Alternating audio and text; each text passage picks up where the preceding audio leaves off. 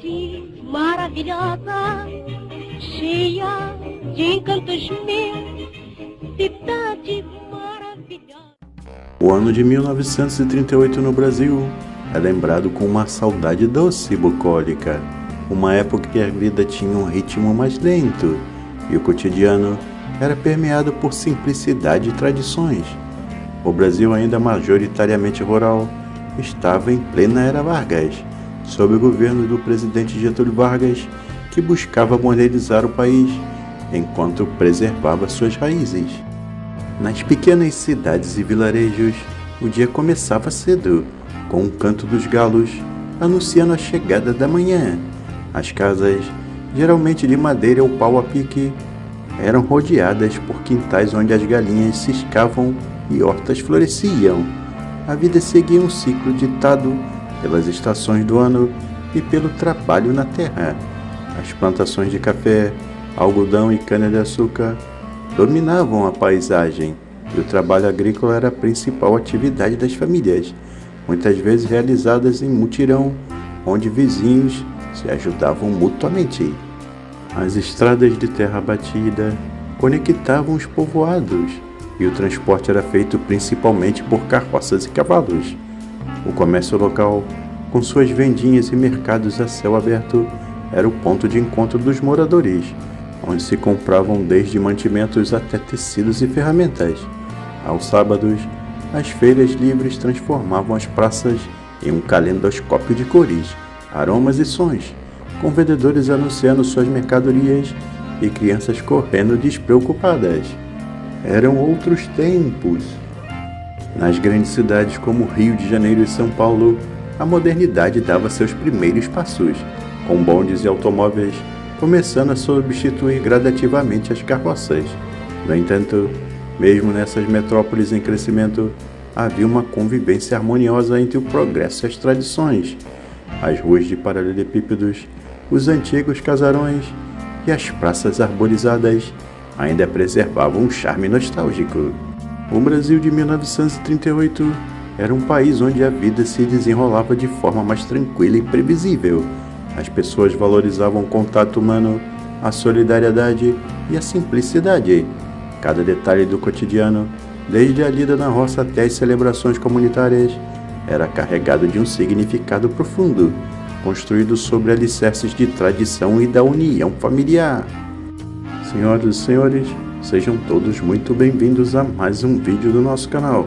Meu nome é Renato e serei seu anfitrião nessa viagem ao inesquecível ano de 1938.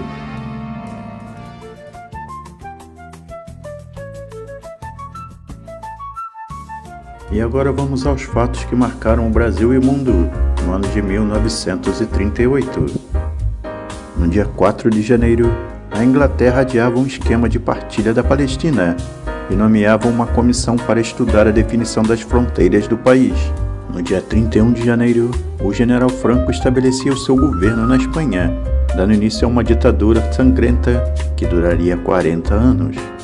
No Brasil, no dia 11 de março, os simpatizantes da extinta AIB, Ação Integralista Brasileira, revoltados contra o rumo do Estado Novo, tentam tomar o 3º e 5º Batalhão de Infantaria, no Rio de Janeiro, e sublevar o Comando Geral dos Fuzileiros Navais, mas falham. No dia 31 de março, era fundado 2 municípios amazonenses, Fonte Boa e São Gabriel da Cachoeira. No dia 11 de maio, mais um levante. Um grupo de 80 integralistas atacam a sede do Poder Executivo, o Palácio do Catete, visando depor ou assassinar o presidente Getúlio Vargas, tomando o poder. O levante é derrotado. Plínio Salgado, fundador da AIB, é preso e depois exilado. Entre os dias 4 de junho e 19 de junho, ocorria a 3ª Copa do Mundo FIFA. Ela foi sediada na França e a Itália se tornou bicampeão de forma consecutiva.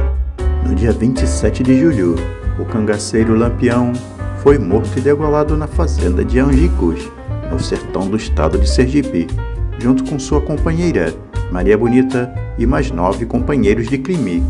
E agora vamos falar do rádio, mas do rádio dos Estados Unidos.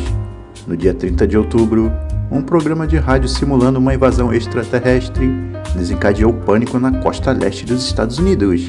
Parecia uma noite normal naquele 30 de outubro, até que a rede de rádio CBS interrompeu o programa musical para noticiar uma suposta invasão de marcianos. A notícia em edição extraordinária, na verdade, era o começo de uma peça de radioteatro que não só ajudou a CBS a bater a emissora concorrente, NBC, como também desencadeou pânico em várias cidades norte-americanas. Dramatizando o livro de ficção científica A Guerra dos Mundos, do escritor H.G. Wells, o programa relatou a chegada de centenas de marcianos a bordo de naves extraterrestres à cidade de Grover's Mill, no estado de Nova Jersey. Os méritos da genial adaptação, produção e direção da peça eram do então jovem e quase desconhecido ator e diretor de cinema Orson Welles. Falando agora sobre futebol, a edição de 38 da Copa do Mundo marcou a terceira participação da seleção brasileira no torneio. A participação da seleção brasileira foi elogiada pela imprensa da época.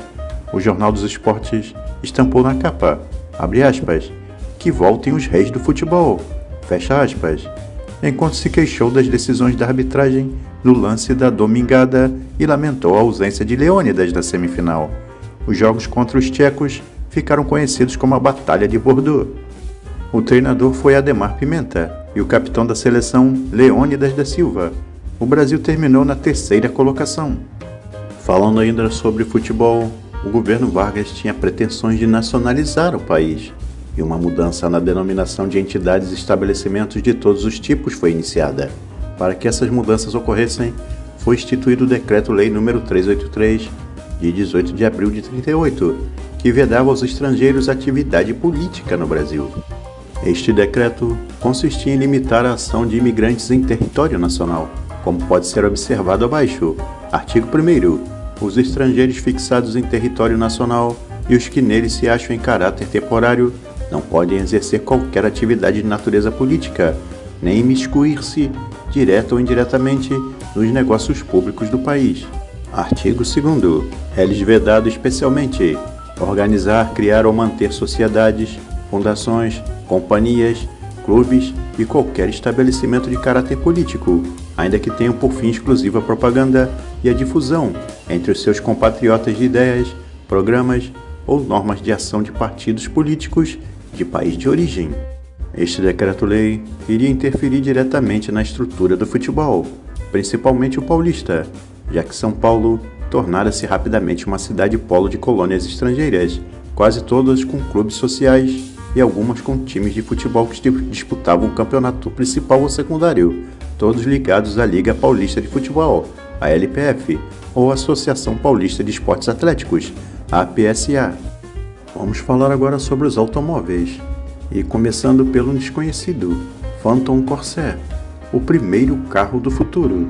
No final dos anos 30, Ernst Heinz estava certo de ter percebido como seria o primeiro supercarro norte-americano e o chamou de Phantom Corsair. A verdade é que Ernst não tinha qualquer espécie de experiência no ramo de automóveis, e o sonho só foi possível graças aos fundos providos pela sua muito abastada família Heinz. Ao olhar para o único exemplar atualmente existente do Phantom Corsair, custa-nos a crer que tal automóvel tenha sido concebido e produzido em 1938. Sobre a plataforma do soberbo Cord 810, Ernst Heinz e Maurice Schwartz desenharam um verdadeiro paradigma do automóvel do futuro, não só a nível das linhas, como da tecnologia. Ele tinha tração dianteira, rodas carenadas, suspensão independente, para-choques deformáveis, caixa de velocidades automática, aberturas das portas comandada por um botão no painel de instrumentos e etc. O Phantom Corsair podia levar 6 passageiros, 4 na frente e 2 no banco de trás. Pesava 2.300 kg e era alimentado por um potente motor Cord V8 de 4.7 litros, melhorado para 190 cavalos, que levava o Phantom até os 185 km por hora. Ele tinha um painel de instrumentos de fazer inveja a qualquer avião, portas automáticas, controle de temperatura do habitáculo, vidros filmados, suspensão hidráulica e um excepcional isolamento térmico, alto nível, mas a verdade é que o preço da produção torná-lo, de alguma maneira, difícil de ser vendido. Rens fez uso do carro até o último dia de sua vida, com seus prematuros 25 anos de idade. O carro foi guardado pela família e posteriormente vendido, mas hoje, como reconhecida obra de arte que é, está guardado no National Automobile Museum, na cidade de Reno, em Nevada. Agradecemos aos gentis amigos por terem assistido até aqui nosso vídeo. Lembrando, não se esqueçam de curtir e compartilhar. Caso o amigo ainda não seja inscrito no nosso canal, por obséquio se inscreva. Então, até o próximo vídeo, pessoal.